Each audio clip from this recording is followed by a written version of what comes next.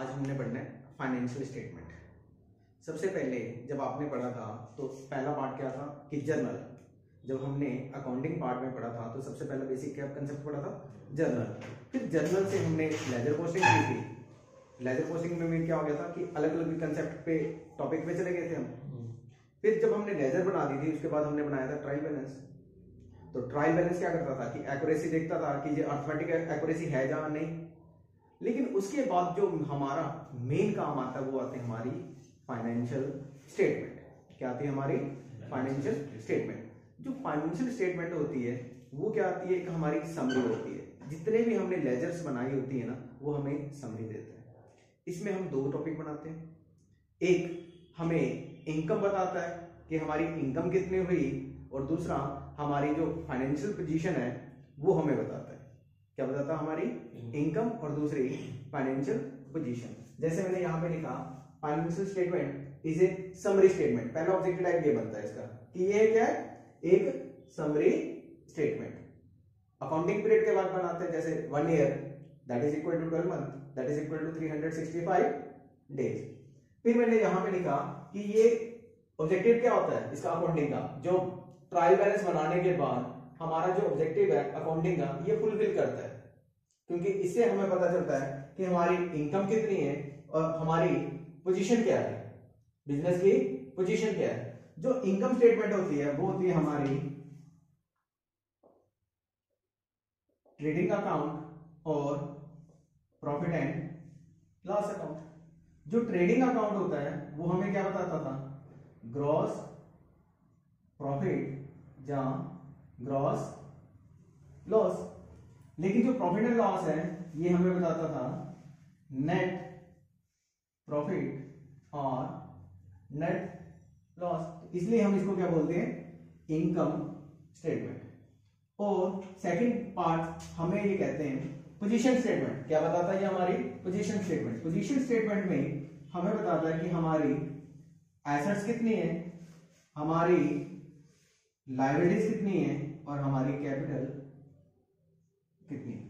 इसलिए इसका नाम क्या दिया जाता है, पोजीशन स्टेटमेंट। दो पार्ट बन गए, दो ऑब्जेक्टिव टाइप बन गए कि जो ट्रेडिंग और प्रॉफिट एंड लॉस अकाउंट है वो क्या है, इनकम स्टेटमेंट है या पोजीशन स्टेटमेंट। तो आपने क्या आंसर देना है इसका। और दूसरा जो पोजीशन स्टेटमेंट में हमारे पास क्या बनती है, बैलेंस शीट। जो बैलेंस शीट है वो क्या है, एक पोजीशन स्टेटमेंट देती है। बैलेंस शीट में हमें एसेट्स, लायबिलिटीज और कैपिटल के बारे में। ये पहला पार्ट आ गया इसका। फिर जब हम कंपोजिशन करते हैं फाइनेंशियल स्टेटमेंट की, ये 3 तरह से होती है।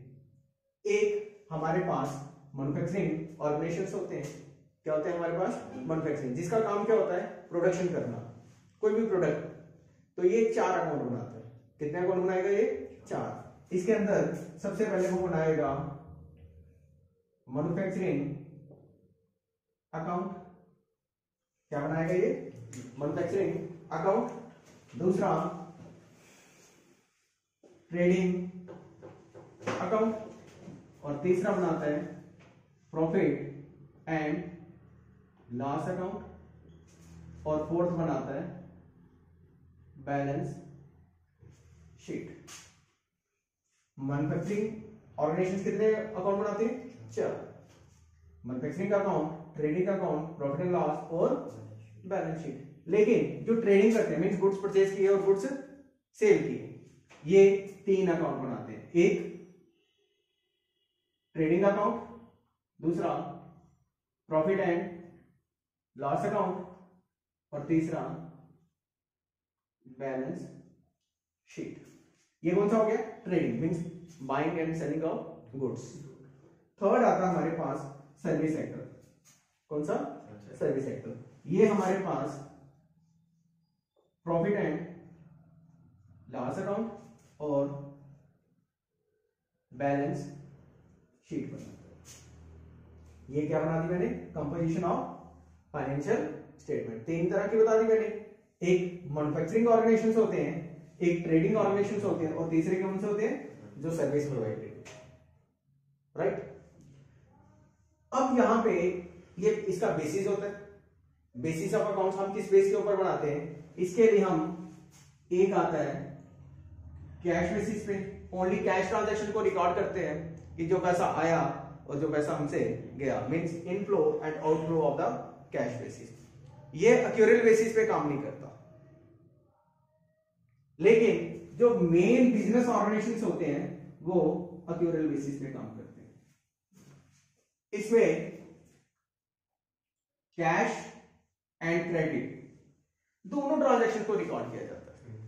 कैश ट्रांजैक्शन को भी रिकॉर्ड किया जाता है और क्रेडिट ट्रांजैक्शन मींस जैसे मैंने सामान बेचा और पैसे बाद में मिल रहे हैं तो मैं अभी इसको रिकॉर्ड करूंगा। जब पैसे मिलेंगे तब रिकॉर्ड नहीं करूंगा, जब मैंने ट्रांजैक्शन रिकॉर्ड की मींस जो भी ट्रांजैक्शन हैपन हुई उसको हमने उसी वक्त रिकॉर्ड करना है। जब पैसे मिलेंगे हम पैसों को तब रिकॉर्ड करेंगे, लेकिन मैंने सामान बेच दिया तो मैंने अभी रिकॉर्ड करना है उसको। That is known as accrual basis. तो आजकल की जो ऑर्गेनाइजेशंस हैं वो अक्यूरल बेसिस पे काम करती है। कौन से बेसिस पे काम करती है? Most of the organisations accrual basis पे। थर्ड आता है हाइब्रिड बेसिस। कौन सा ऑर्गेनाइजेशंस आ गया? Third point hybrid basis. Hybrid basis में क्या होता है, जब तक कैश रिसीव ना हो, जो हमारी इनकम है वो रिसीव ना हो और जो पेमेंट है वो पेड ना हो, तब तक हम इसको रिकॉर्ड नहीं करते। जैसे मैंने किसी को पैसा देना है, दैट मींस कि मैंने पैसा दिया तब मैं रिकॉर्ड करूंगा।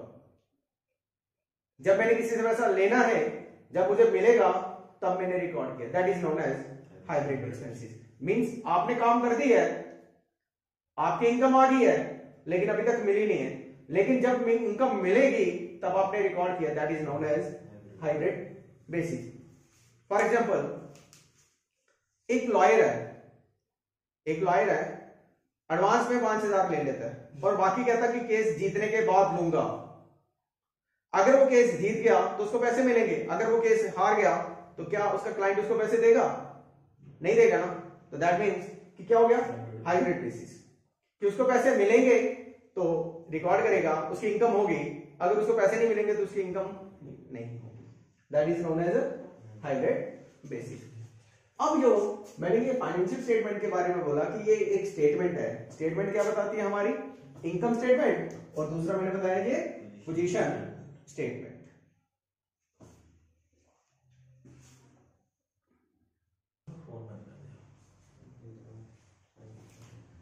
अब इसके बाद हमारे पास कुछ प्रैक्टिकल्स ऑब्जेक्टिव टाइप्स आते हैं।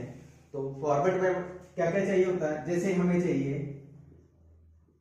Cost of goods sold. एक ये ऑब्जेक्टिव टाइप बनता है।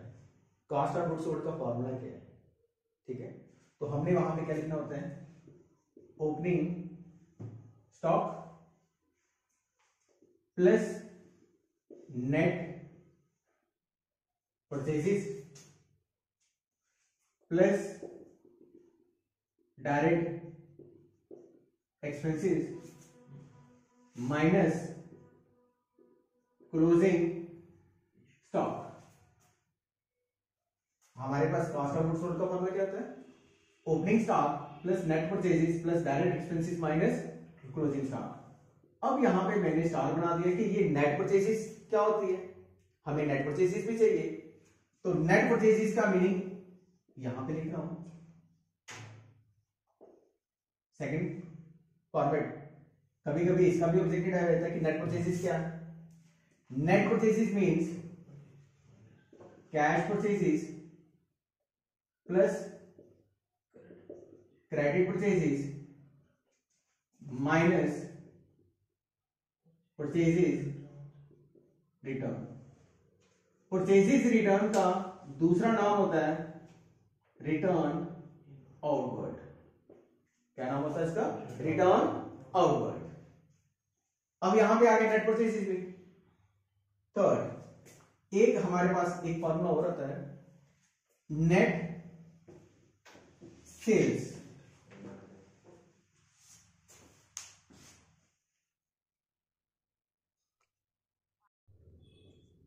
अब इसके बाद हमारा जो थर्ड फॉर्मूला है वो है ग्रॉस प्रॉफिट।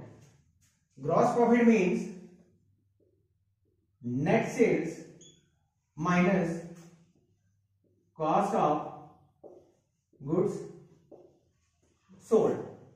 अब यहां पे मैंने नेट सेल्स लिखा, तो नेट सेल्स का क्या फॉर्मूला आएगा वो लिखना हमने, यहां पे लिखेंगे net sales equal to cash sales plus credit sales minus sales return.